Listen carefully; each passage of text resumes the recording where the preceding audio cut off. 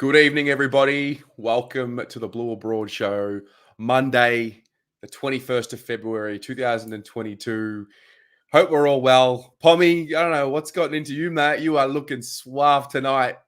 Mate, I'm ready for an away day. I just need 4 cans of Carlton Black Label and I'll go and smash up Richmond for free.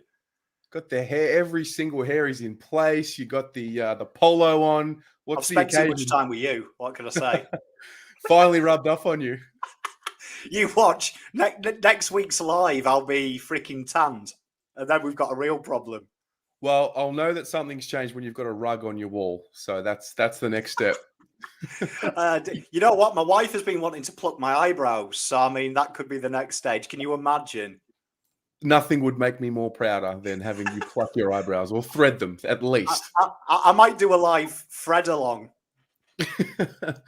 Love it, mate. We've got a lot to catch up on. There are a lot of little bits and pieces of information came through this week, and even today we're going to get through the injury report. We've got an AGM coming up. We've got a season launch event to talk about. We've got a win in the women's side of things.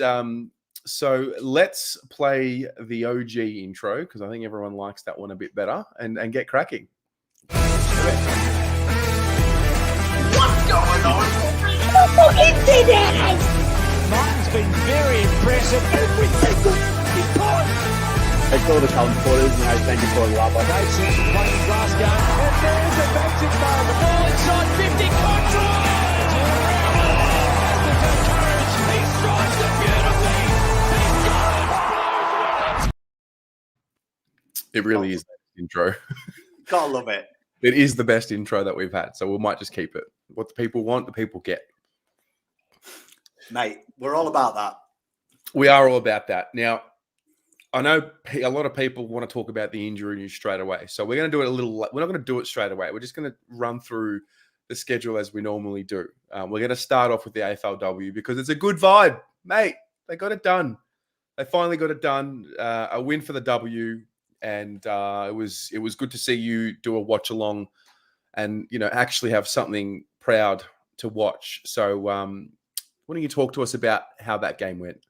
It was great. It was a good day. It was nice to be singing songs out of happiness on a live as opposed to being, like 1980s new romantics depressive. So that was nice.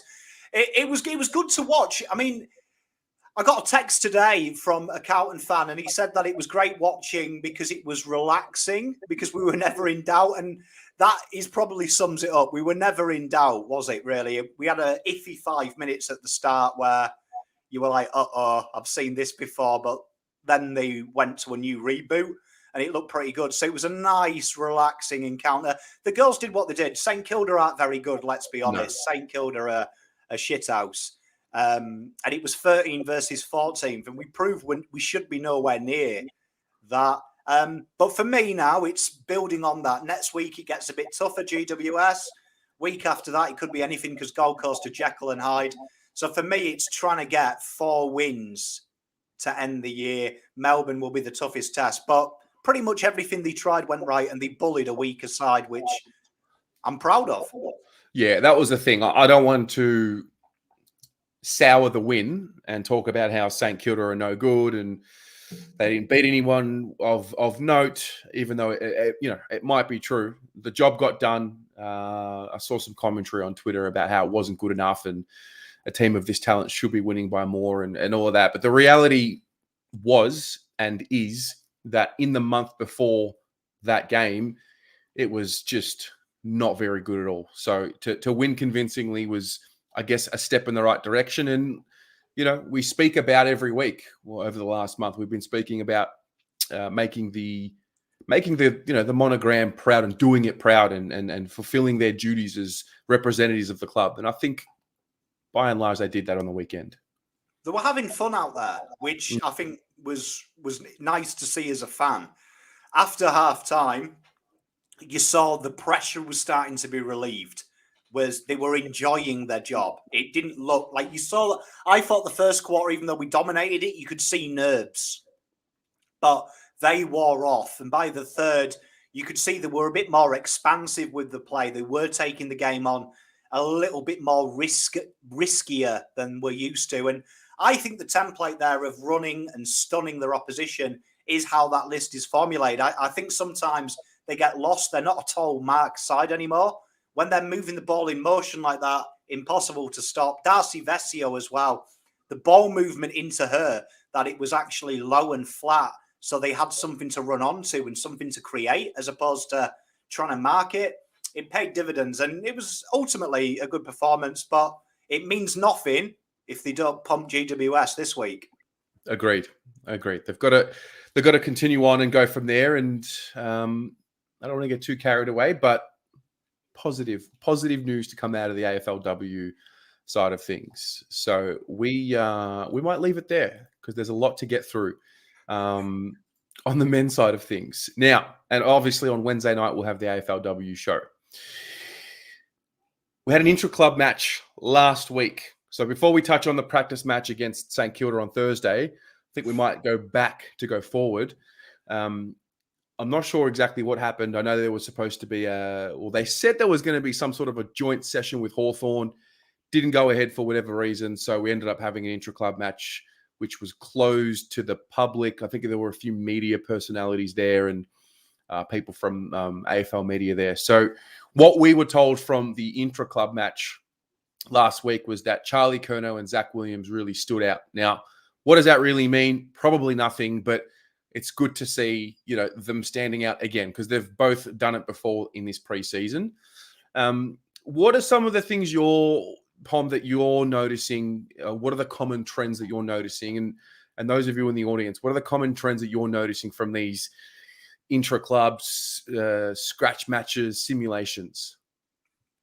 Well, I've got to say it's not as sexed up. Usually, I mean, I think the report said Charlie kicked 4 from memory.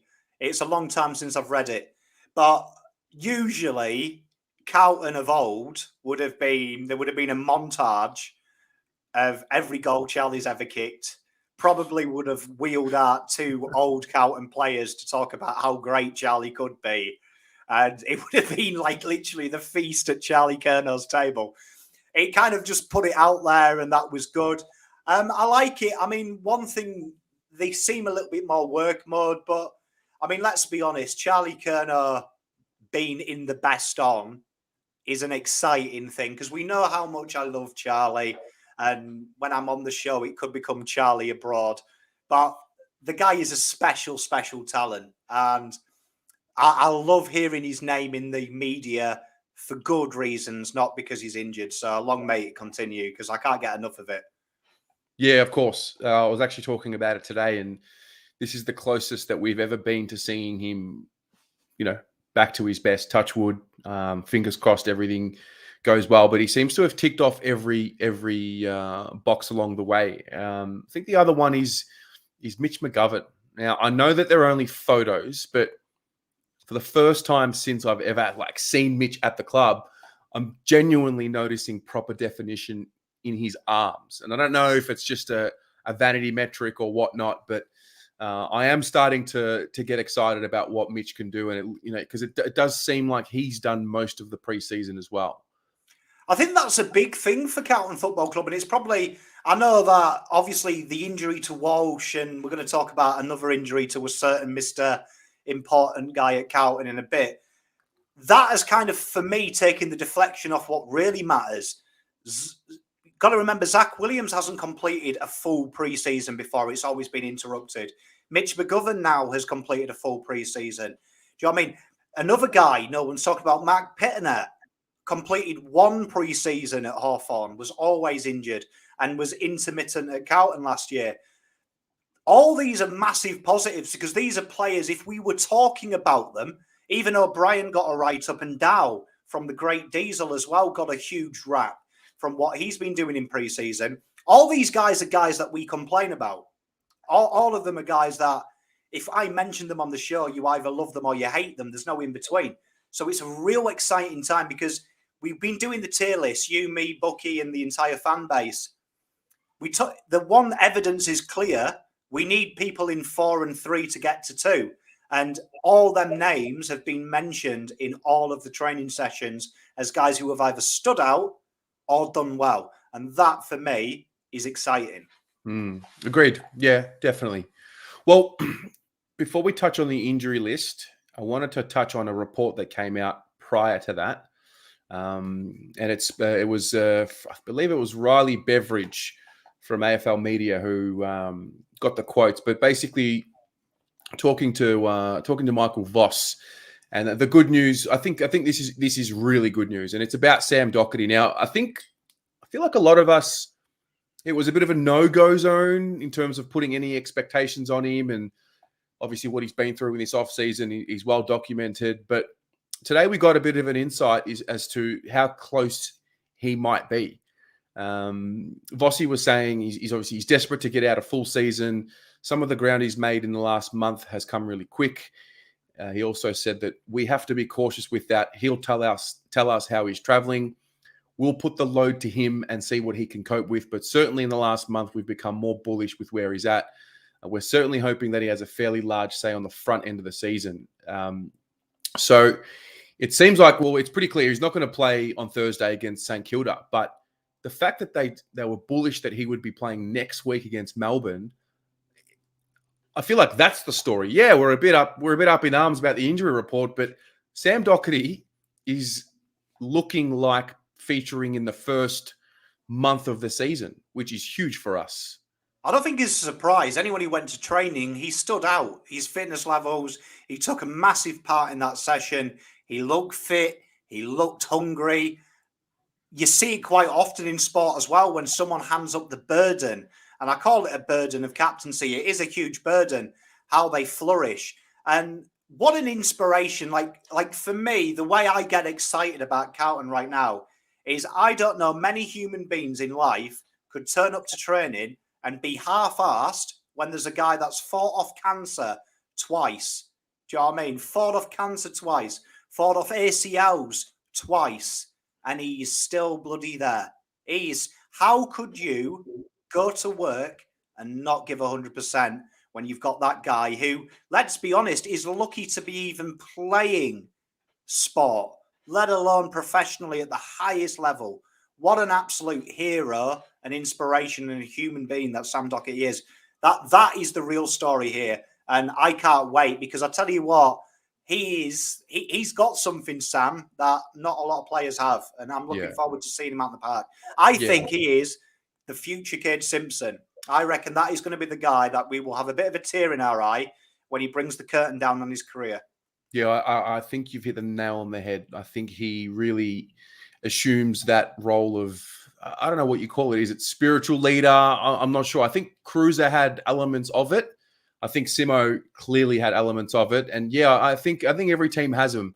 And I think Doc is clearly that for us now. And he moves into a different phase in his career. It's just so difficult to comprehend that he's going to be playing early in the year after, not that I wrote him off, but you just don't know how to talk about it. I didn't know how to talk about it. I didn't really know. We did the preview for him, and I was a little uneasy speaking about what to expect from him and whatnot. So I just can't see how anyone lining up next to him, or the 21 others that go out in the field next to him, don't have a little bit extra to give because of him being there. And I think that's like you said, I think that for me was the story of the day, not Harry Mackay having a sore foot. I'll tell you what, when he's next to you, you'd feel superhuman. It would be like being at war with someone that's been shot 3 times and not died. You would feel like, Jesus, this guy has got whatever luck is, he's got it. Nothing can take him out. So nothing can take me out because I'm his mate. So yeah. I think Doc is, what a story for them young players as well. Do you know what I mean? Because hopefully they never go through, because an ACL is the cancer of sport. Let's be honest. But this guy's had cancer as well and fought that twice. Yeah. I tell you what, that is incredible right there. That's superhuman, that is, to do it twice and the ACLs, and he's still there. What a hero, man. Can't not love him. No, well said. Well said. The other few bits and pieces that Vossi spoke on, which are of interest to all of us, the first one was about Zach Williams. Now, we know that with the Walsh news, I know last week we sort of spoke about maybe Zach Williams could fill in some midfield minutes there, but Voss made it pretty clear where he said, I certainly don't want to take anything off the table, But if we had to pick a more predominant position, it would be across half back. The beauty with Zach, and even with Mitch McGovern for that matter, is that they do have the capacity to play in different positions.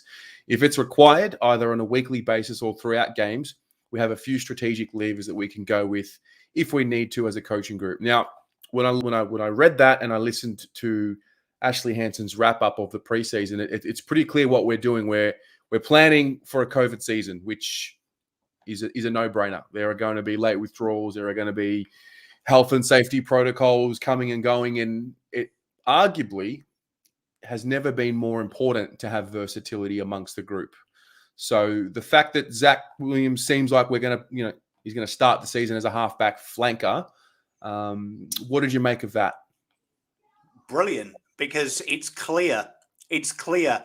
And there was my huge issue with Teague last year. He danced around this position.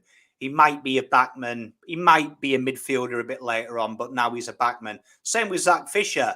I'm moving him into the forward line. I'm not closing the door on being a midfielder, but we think he's a forward. I like the fact that he's got that. That says to me, Zach Williams knows where he stands. I might have to do the job when it comes to it, but if I want to have a permanent fixture in Carlton's football side, I'm a backman. Brilliant. And let's be honest, Zach Williams is a talented footballer. I know we get on his case a lot. No doubt about his class. It's about being longevity with him. So if Voss is excited and confident, who am I to question him at the moment? He's never told me he doesn't know anything. He seems to know what he's doing. So I like Sebastiani's comment here. Best on ground. There you are. Free vote. Free votes. He's got a good surname as well. We got to remember that. He does. He sure does. Well, the other part was about Mitch McGovern, which was a bit of a surprise to me as to how it came about, because I think the perception was that the club went to Mitch to see, if he'd be happy to move into the back line. So Vossi said that if I was confident about it at the start, I'm even more confident about it now. But we have some training to go off the back of that. When he first went in, he still had some physical hurdles to overcome, but we all see the attributes that he's got. What's been really striking about Gov is that he's had a real urgency in the way he's gone about his preseason. He's been extremely motivated and he's done everything that's required to give himself the best chance to go out and play good footy. That guarantees nothing, but it certainly gives you a hell of a good chance.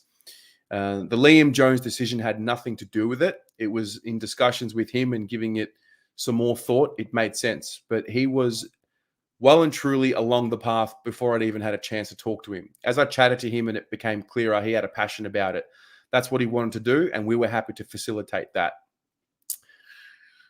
I don't want to sell the dream, but I think all signs point to a clear Australian.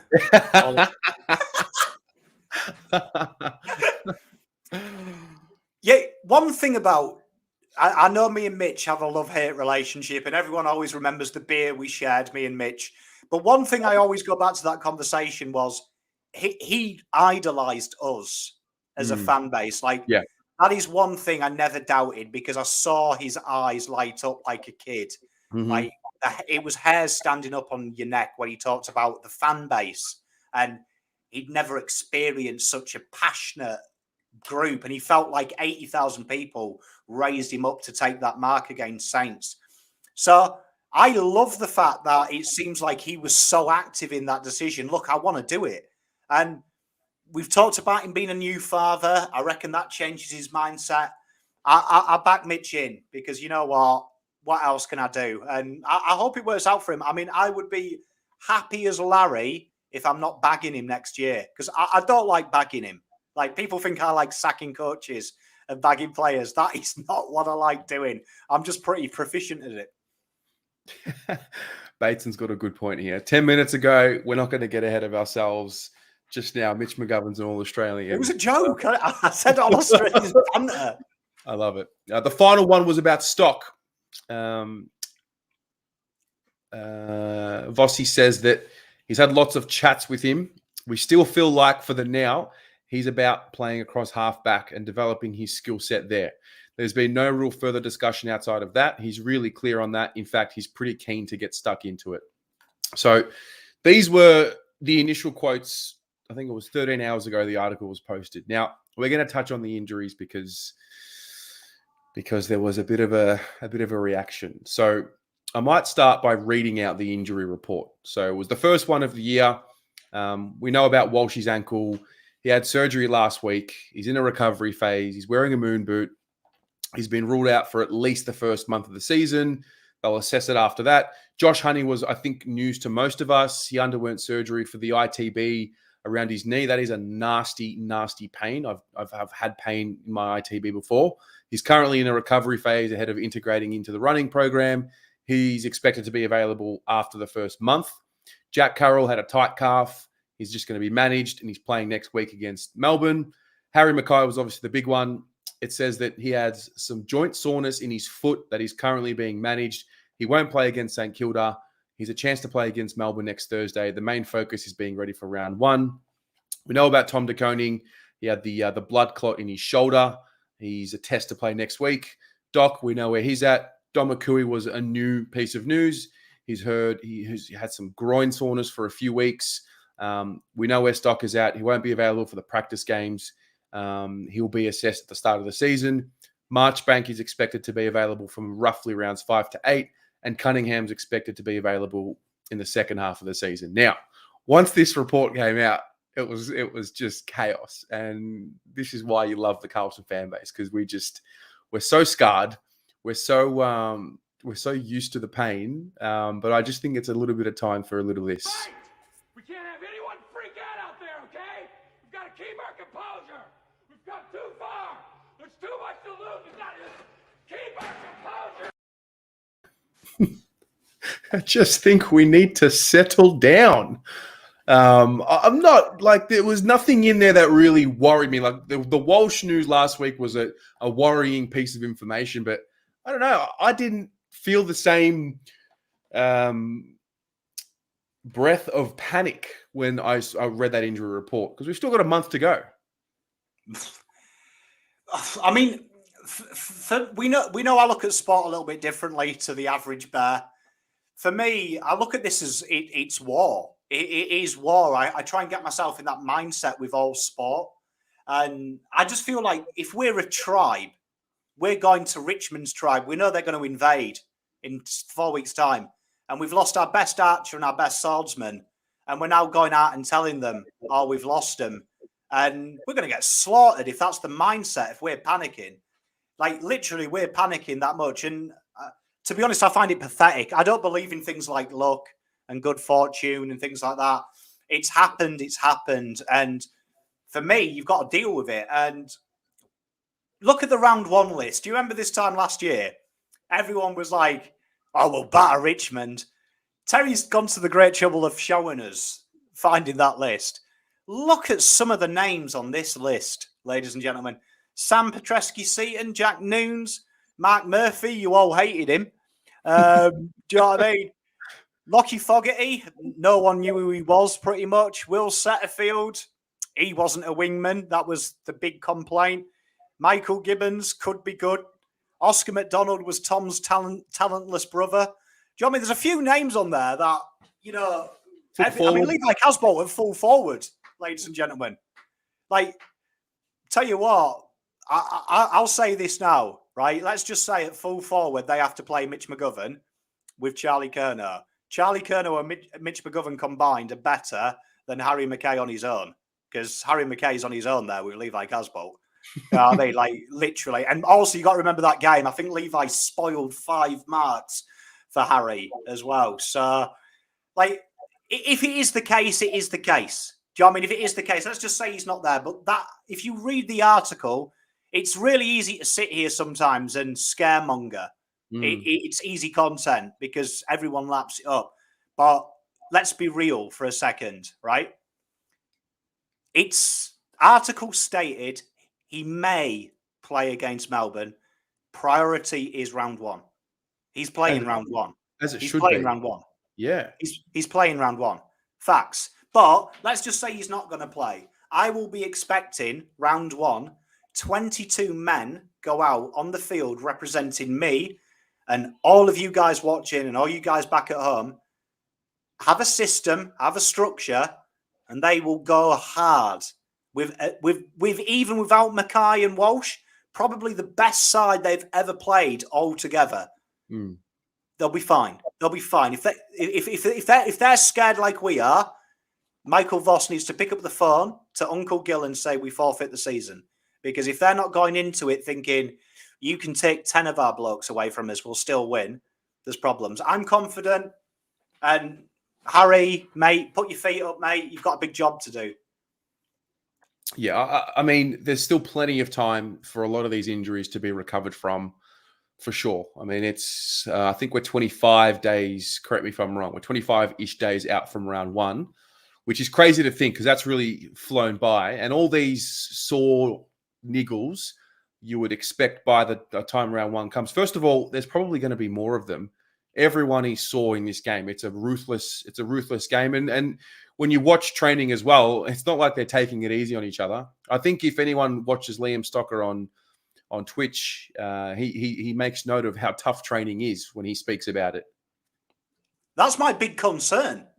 Like, my big concern is, and I said this to Paolo over the phone the other day, what scares me is when I hear Wheaterin said it, Walsh has said it, Cripps has said it, Stock has said it, Durden said it, training's more intense. We've never experienced this preseason like this. What I saw when we went to training is what I've seen every preseason where I've seen Richmond go, and every time I've seen Hawthorn train. That's just a normal session. That's not intense. That's normal. So, honestly, I couldn't be less bothered. I don't want to sound like I'm downplaying it, but where I am, they've got to do it. They've got to do it. I mean, Harry Mackay could have got COVID on the Wednesday. That's how, like, injuries this year mean fuck all because you've got this C word now, COVID, which we've seen with the women. It just happens. So for me, get him right. He will have. He's a confidence player, and you know what Harry Mackay is like. He doesn't train well anyway. That's one of his issues. People have always slated him about he's not a big trainer. He didn't really stand out when we watched him on Thursday that time. Charlie did. But he can do it. He's got credits in the bank. You know, a half-fit Harry can still kick six. So I'm confident. Yep, of course. For those of you watching on YouTube, you will see a pinned link at the top of your live chat. So just want to touch on the Blue Abroad season launch event. Now, this is our first event, proper event, and I'm really excited about this one. So basically, we've got a very limited capacity of 50 people. I believe at this time of this going live, we've got 16 tickets available. So basically, we've got a cafe in Thornbury called H Cafe. Thanks to the wonderful Mr. and Mrs. Degani, they're staying open a little bit longer. So your tickets that are for those of you that have them are there, and that will have your food will be covered. We're basically meeting up with each other. The Almost Blues brothers will be there. The Jumper Punch boys will be there. Uncle Pom will be there making his event debut. And it's a great opportunity for us to actually meet. I know some of us did meet at the back end of last year when we had the Christmas drinks. But this is going to be a bit more of an intimate affair. It'll be the long weekend, and I'm excited. I'm really excited to meet a few more faces that we haven't met in person, but we know so well online. Mate, I can't wait. I'm super excited. Like, honestly, a few people have reached out to me asking if I'm going. As Terry's confirmed, I will be there. So I'll be signing autographs, dropping banter. Yeah, you know what I mean? So you can come and say hello to me, have a beer with me, see what I'm like.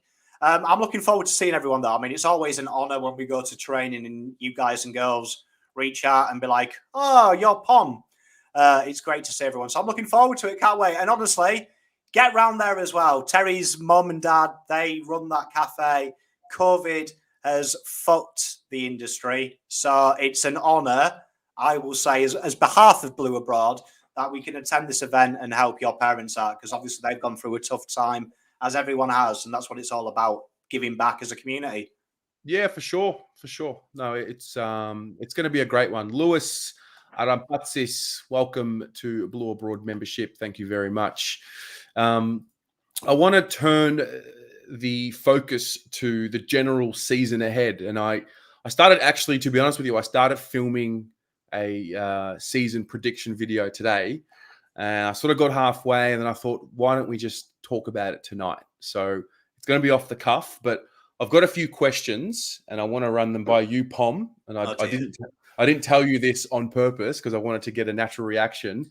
Is it the best 6 small forwards at St Kilda? No. But I wanted to touch on just some questions. I want to see where the audience is at, and I might ask the same questions just before round 1 once we've seen practice matches. So for those of you watching at home, feel free to play along here. Pom, I'm going to ask you. We'll start with the Coleman medal. Who have you got in your eyesight right now? And those of you at home, put your answers in the comments, and I'll put them up on the screen. What, for the entire season of just Carlton? If we're just doing No. This is the AFL. We will do the Carlton season predictions once we've had the practice matches. But I'm just trying to gauge where everyone's at. Who's winning the Coleman? Okay, well, my bold call at the start of the year was Charlie will outscore Harry. Okay. So I will say it's Charlie Kerner will be the Coleman medalist. The Coleman medalist. Okay, I like it. That's Mate, tell you what, this time next year when we replay this, we'll be like, Pom's gone for the future here. He's a genius. I feel like Harry will do it, and the reason why is because I'm just not putting that pressure on Charlie. But at the very least, Charlie will be able to take a defender away from Harry and allow Harry to have a few more easier goals. And that's really what I'm basing it off. But I do want to see how Charlie's moving against opposition. And if he's moving just as good as what he is against his own teammates at training, then I think that answer might change. Remember as well, Charlie's goal should count for double because he kicks him from 70 off the step. He does. He does. This is an interesting one as well. I think Jeremy Cameron will absolutely have a good season this year. I was waiting for someone to bring him up. I reckon round 6 he contracts COVID and refuses the 3rd booster when it's mandated and is abstained from the year. Well, you can go home and play Call of Duty. Rising Star. Who is going to win the NAB Rising Star? I reckon this is boring. Horn Francis will win the Rising Star. Over Nick Dacos. Yeah, I think Horn Francis will really stand out in that North midfield, particularly with Cunnington totally out. I reckon Horn Francis is going to play that Raul role and shock the world. Okay. Am I just being a Carlton tragic here and saying that Brody Kemp could really emerge in that Rising Star race? Because I'm pretty sure he is eligible. He will be, yeah. He's played less than the game quarter. So, yeah. Could be. But, I just think Horn Francis, especially when you hear independent people saying that he's standing out on the ball, it's Raul all over again because that is what he's good at. And Rising Star, they do love it. They do love contested possessions. He's going to get a lot of them. Elijah Hollins, he is.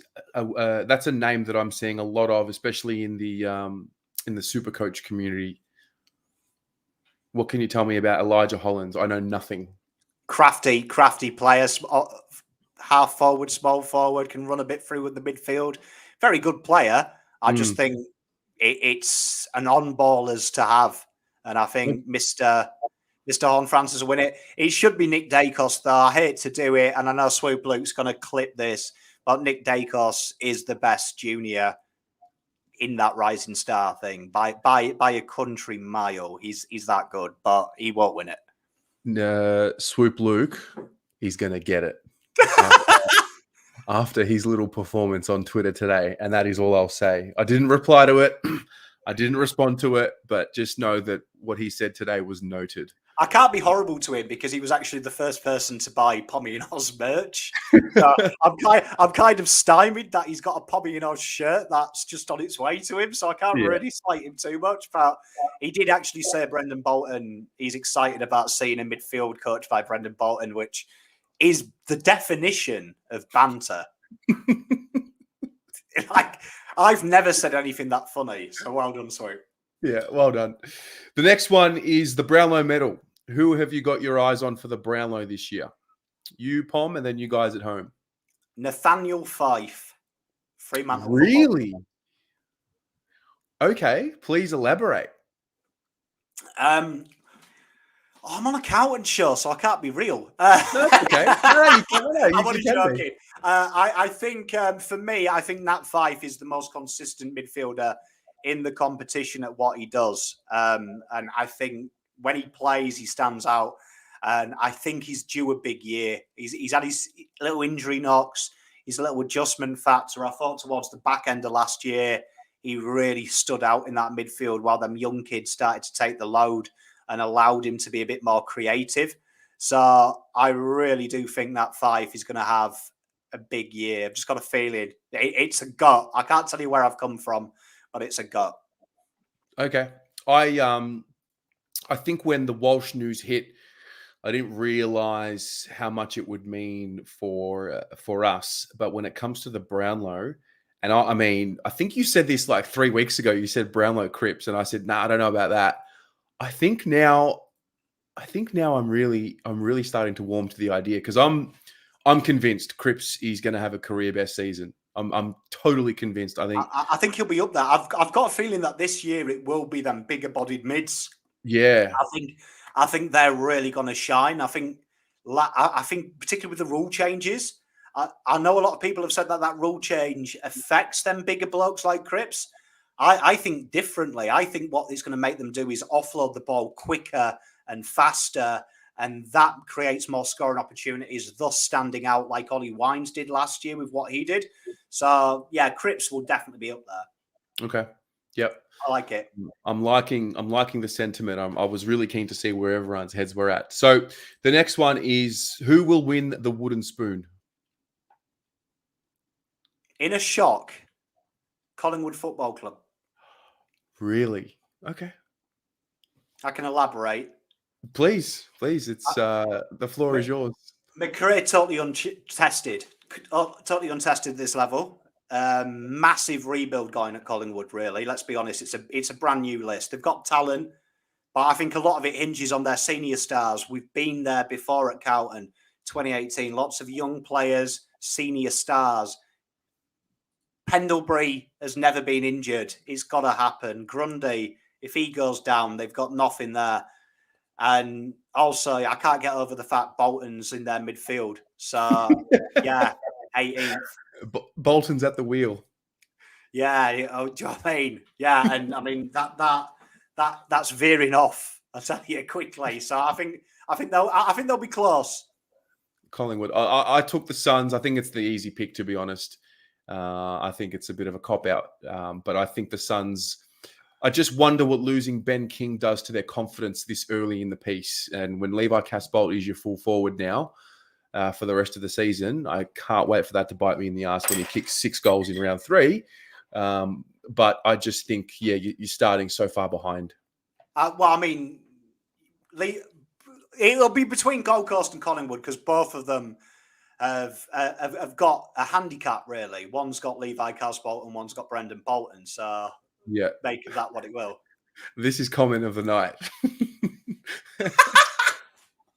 Can you imagine the bottom 3 being Richmond, Collingwood, and Gold Coast, and then them fans blaming former Carlton people? That would be gold. Teague is at the wheel chant for round 1. I'm all about that. All about that. When they're 40 down at half time. The next one is who is in your top 4. Now, you don't have to put them in order, but who will be in your top 4 teams? I might give you mine to give you some time, because that's a bit of a tough one to throw onto you. So I have got Melbourne, Geelong, Port Adelaide, and the Western Bulldogs in the top 4. I actually did the ladder predictor for the season for every round, and I had all 4 of those teams on 15 wins for the season. So those are the 4 for me. It's not so different to 2021, but let us know in the comments who who you think right now your top 4 is going to be. Lions, Doggies, Demons, Swans. Okay, so the Swans are going to rise a bit. Got to think. I like their list. I like what they've done as well with their recruitment. I think their thing. I've got a feeling that Port are going to slide a little bit. I've just got a feeling that Port will slide. I think the Voss effect is a big thing for them. I've just got a feeling it's got a big thing because everything last year was Voss orientated before he was linked with Carlton. Voss had input in Ollie. Voss did this with our midfield core. So I've got a feeling Swans will rise. And Port will fall. That's an interesting one. I just on another note, not that I had the Eagles anywhere close to the top 4, but do you think the Eagles are going backwards? I saw Kane Corns' comments today. I don't know. I kind of believe in them because if they're playing in Perth, they're going to win 7 or 8 of those games, I feel. I think they'll be good. I think they'll be good. I mean, I think they'll be about 12th. I don't think they'll bottom 2 like Kane Corns said. But I mean, it's nice that Kane Corns hates the Eagles now. So obviously he didn't hate Carlton, he hated SPS because now he hates the Eagles. So it's nice to know he's deflected his hatred. But yeah, I think there's what I think they've stagnated. I think maybe Simpson's run his course there because they look like a team that's just stagnated. They remind me of an Everton that they've reached the plateau and the only way to get the next level is getting someone fresh in, but it's a huge risk because it can go the other way very quickly. So yeah, I think that'll be it. Okay. 2 more questions. Who is going? The first one is who will play off in the grand final? So you've mentioned the top 4. Who will play off in the grand final? Final this year will be Doggies Swans. Doggies Swans. Okay. I've gone with the D's and Port Adelaide because I'm a sucker for Port Adelaide, and we all know that. Oh dear, you've done it. You've done it. You know what? It's one of these questions. Where did Carlton finish? Well, that'll come. Well, the Carlton season preview will come a little later. I'm just trying to understand a bit as to where our heads are at for the season. We can always ask the question, but. Yeah, I've got the D's and Port Adelaide. I think this is where the big variable will be, where people think the grand final will end up. So then the last question is, who's winning the flag? D's. Okay. I mean, who did I said the D's, didn't I? Yeah, you said Swan. I think you said Swans and Dogs. Sorry, Swans, Doggies. It'll be the Doggies. Sorry, I saw Melbourne in the comments. Yeah, the Dogs will win. I think the pain will make them good. Okay. I have a feeling that the D's are doing what Richmond did, and they've unlocked themselves, and we're about to live through the demon era. The only thing that can stop them is if they get ahead of themselves, or COVID, or Carlton figuring it out. That's the only thing I can think of right now. Really, I just think the Doggies have got it. I think they've got it. I think the Doggies had Melbourne on toast. Yes. They just were outclassed. And I think the Doggies, I think that year, the pain will hurt them. And I think they'll come back and they'll have learned their lesson. And just got a feeling about the Dogs. Come, I like them. Okay. I like it. That was fun. And I had a bit of market research there. Now, we have a practice match against St Kilda. I chatted to Jake from Saints TV this morning as a match preview for it, which really got me up and about. Thursday, 10 a.m.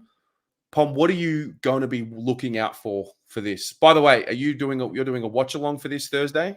I am. I managed to get the morning off, but I have an appointment at 1:30 in my hometown, so I'm not risking the train. But I will be watch along. You can come and join me, all you interstaters, and we'll have a bit of banter. And well, I mean, that's going to be the first day that we believe we win a grand final, isn't it? Because we're going to have a real good couple of quarters to watch.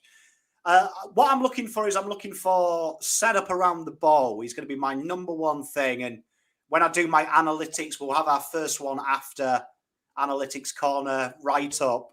We're going to be focusing heavily on has anything changed. I'm looking around the ball, stoppages particularly, and I'm looking at how Voss utilizes these bigger bodies now. We've got a lot of crafty users in close, how that looks. And I'll also be looking at our ability to transition. When we lose the ball, what are we looking like behind the ball?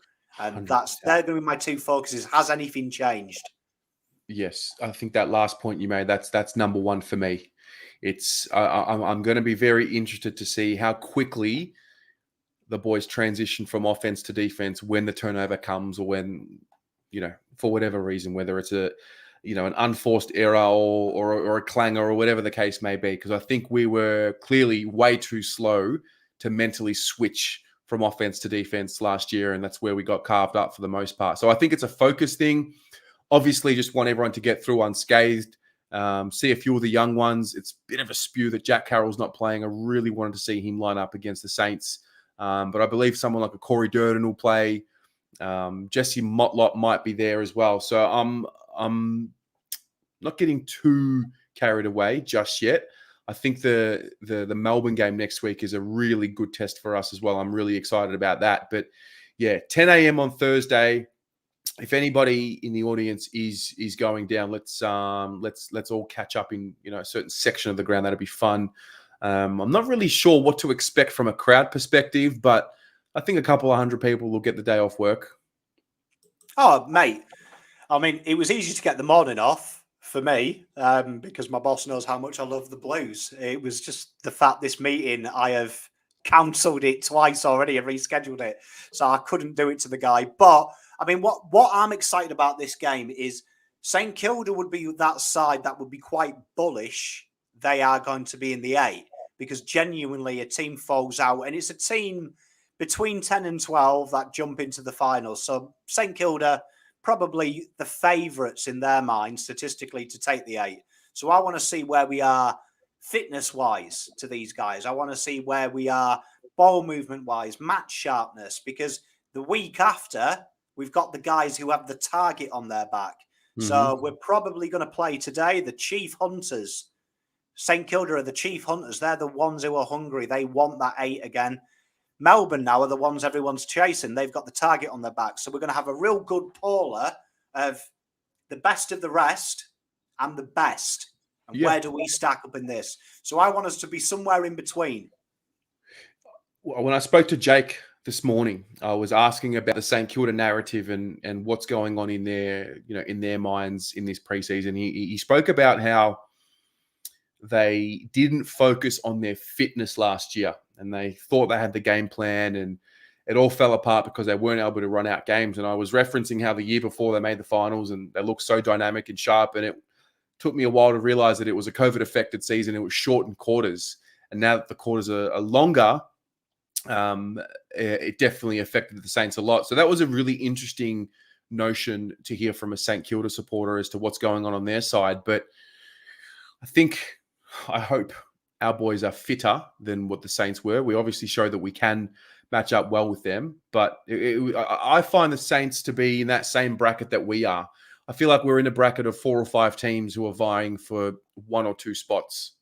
I think it's interesting as well when I heard Jake say that, because I'm not saying our season previews are brilliant, but going back last year, I did watch our season preview and we did say, be interesting to see how shortened quarters affect teams like Port, St Kilda and ourselves, right?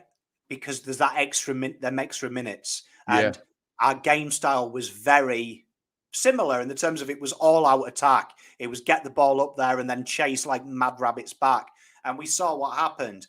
Port adapted and they found a way to go to gear 3 and conserve energy. Saints and Carlton headless chickens. Do you know what I mean? The difference between our teams, St Kilda's forward line is brilliant. Ours isn't. Do you know what I mean? So they can lock it in. So I love that from Jake. It was probably perhaps one of the few things he said where I was like, makes sense. When he started going on about flags and stuff, I switched off. But Jake Gresham, elite as well. Behave. But let's be honest, that's what I'm looking for now, because we've got a new game plan. We've got a new game plan. You saw what happened with Raps at St Kilda. So that's what I'm looking for this game, numero uno. Don't care about the result. I care as something changed. And if Voss knows what he's doing, it's going to be obvious it's changed. It's not going to be like, you won't need me to do a little article on Blue Abroad and go, oh, that's changed. You'll all know. You'll all know. And that's what I'm looking for. Yeah. No, it's exciting. So just to recap, 10 a.m. Thursday. If you can't get to the game, if you're interstate, if you're an international fan watching, Pommy will be here doing the watch along, so you can chat about with him. I believe it's exclusively going to be on KO if you want to watch it. I'd recommend getting the KO stream up and the Blue Abroad watch along on and watching them together, because I think that's the best experience for you on Thursday. And then there'll be a solid review on Thursday afternoon, and when I get home, I'll be sure to record it for you all. And depending on if you guys want it, we might even do like a special Thursday night fan cam show for those that went and want to give some of their opinions. But we'll see how that one plays out. If you would like to do something like that, let us know for sure. And slowly but surely, Pommy, it's really, really heating up. Mate, I can't wait. Like, honestly, like, Yeah. I mean, maybe I feel like I've come on today after everyone's lost their mind, and I'm so relaxed. Yeah. I've never felt this relaxed. Like, honestly, I couldn't give two shits. Mhm. I mean, like, literally, I'm ready for war now. I'm in the mode. I'm sick of talking about it. I want to see my boys go out there to battle, facing off one-on-one with Richmond Tigers. And it's Chris Beach summed it up. It's fucking time we beat them melts, innit? Yeah, that's right. I'm sick of seeing Robert Winston go for his soppy little walks in his Richmond Guernsey, talking about, oh, we've won a three-peat. Couldn't give a fuck. I want to beat them, and I'm beating them. We're beating them. Yeah. Ari just wants Charlie to kick 6. Mate, Charlie kicked 6 in round 1. It's just need to calm down. Just need to calm down. You wait for him to kick one goal against St Kilda in the pre-season. I'm going to fucking lose it on the watch along. That is brilliant. Tomorrow morning, 6 a.m., the newest episode of the Almost Blues Brothers will be out. So be sure to check that out. We'll have some more individual season previews. Lots more to come this week. And then we gear up to Thursday. And essentially, we're pretty much back into the normality of things, talking about real footy against opposition sides. Looking forward to seeing you guys at the Blue Abroad season launch as well.